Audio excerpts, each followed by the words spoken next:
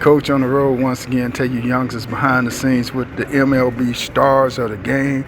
And I'm over here with the man for the Chicago Cubs, the third baseman. We'll let him introduce himself. This is Matt Shaw with the Chicago Cubs, third baseman. Matt, where you from? From Massachusetts. So how Massachusetts boy wind up in the Chi? I just got, really blessed to be picked up by the Cubs in the draft, and, the rest is history.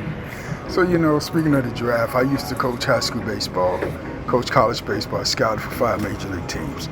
So back in the day, I was one of those guys responsible for guys like you getting to the big leagues. So what was it like for you to get drafted? Yeah, it was an amazing experience, obviously, for me and my family, and, being able to get drafted by, the Cubs, great franchise, and, it's just super exciting to come into an organization and, you can kind of feel all the guys really care about winning and all that stuff. So, it was definitely a blessing to get drafted by the Cubs. So, being drafted is all about scouts knowing about you. What did you do to get yourself on the scouts radar? Yeah, I wasn't really scouted out of high school, but in college, I was able to be successful at the University of Maryland, play college ball there, and, that really helped me to get noticed by a lot of scouts, just playing good baseball and in a Power 5 conference, and, that was where I got seen the most for sure. So how did you wind up at the University of Maryland? So, they had offered me out of high school, them and Northeastern, which is up in Massachusetts, gave me an offer as well. And, Maryland being in the Power 5, I was like, I really wanted to get seen by scouts and stuff. So, that was a big reason, and loved the coaches there and loved the school. So I ended up going to the University of Maryland. So, when I was coaching college ball, I ran across a lot of guys that was leaving high school and didn't have no place to go. You weren't quite in that boat, but did you have limited offers? Yeah, I would say it's definitely limited. I had a few other smaller offers outside of that, but Maryland was the only Power 5 offer for me. So, it made the decision easier to go to Maryland for sure.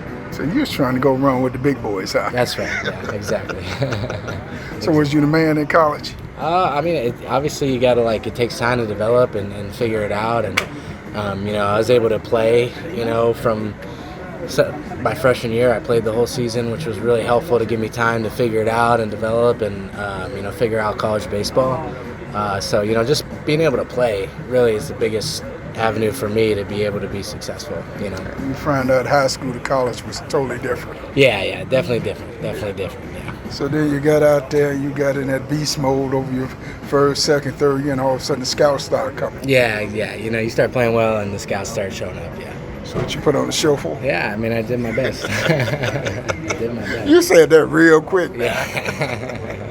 That's so you reflect back over your college days. What did you think about playing college ball?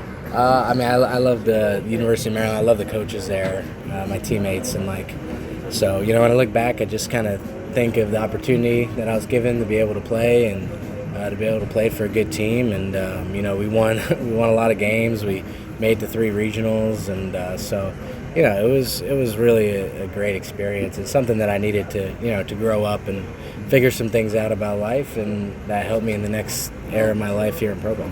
So what were some of the accomplishments you had in college as a baseball player? As a baseball player, there was some. We hosted a regional for the first time in College Park at the University of Maryland. I lead the Maryland in home runs all time. So boss, you was the all time boss. You tried to show off in front of my boys. That's what you tried to do. No, nothing like that. But so those are probably the big things at Maryland. And then all of a sudden you get on the scouts radar, you get that call, you was being drafted. Did you know you was going to be drafted? You were just hoping? I had a good feeling, that about where I was going to get drafted, and I didn't know at the time exactly where I was going to go, and I didn't even know up to the moment that I was drafted who I was going to get drafted by. So it was pretty exciting for sure. What round did you get drafted? First round. Oh, so in the hood we say that got paid round. That's right. You got that body. Yeah. So did you cry? A lot of my parents did. I think my mom did, but Mama cried. It was such an exciting moment though. So I didn't really cry at the time. Come on, you cried. I did. I did. So you get that call, you was drafted.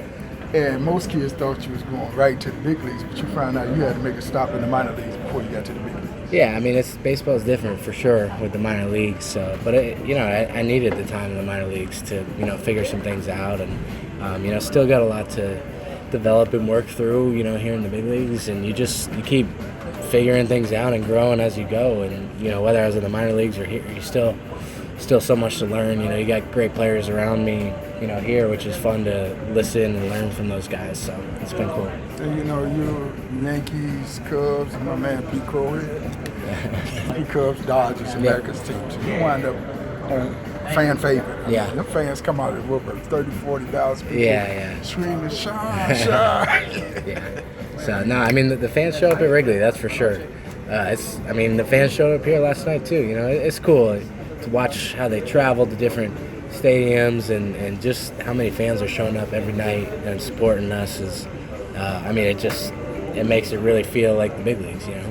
So, man, you found out that on the big league level, it looks easy, but it's a lot tougher than what it looks. Oh yeah, sometimes it doesn't even look easy, So it's tough, It's everyone here is here because they're the best of the best, and playing against great pitchers, great bullpen guys. You really gotta be locked in for 162 games, and that's definitely tough. But you got guys who have done it before, and guys that kind of mentor the younger guys a little bit, so that makes it easier. But overall, very much so not too easy up here. And I'm sure you're aware of all the Cubs' history, some of the great players that come through this organization. A lot of great players through this organization. Even in the last 10 years, a lot of great players in this organization. So it's been cool. A lot of guys come back too. We had Sammy come back and hang out with us, and Rhino come back. So it's been cool. Go name all the heavyweights, huh? Oh yeah. All right. So, you're in this Cubs organization. You're part of the future. When I was in coaching, we go on road trips. Guys come back to the hotel. ESPN done moments. You turn on ESPN or you go home and see if you're in the highlights. No. No, that's definitely one thing that you got to do, especially how often we're at the field, is to go home and just kind of relax and let go of all the stuff in the day, because it's pretty. We're here for hours, 8-10 hours a day in the game, and it's like you just need that time to just relax, So that's nice to be able to relax. I'm not turning on ESPN when I go. But I go home and I'll be looking. I'll be looking for you. Last question. Every kid's dream of playing in the big leagues. Yeah. Get that call up, you go in the big leagues. Walk in this locker room for the first time, see your uniform. What's that feeling like? Seeing the uniform and everything in the locker, that's just it was an unreal feeling. It's just it's hard to explain, It's just a great moment. You think about your whole life kind of leading up to that moment, and so it's an amazing moment that you definitely never forget. So. And Mama's still crying. And she's still crying. Coach with the man, Matt Shaw. Appreciate it. Thanks a lot.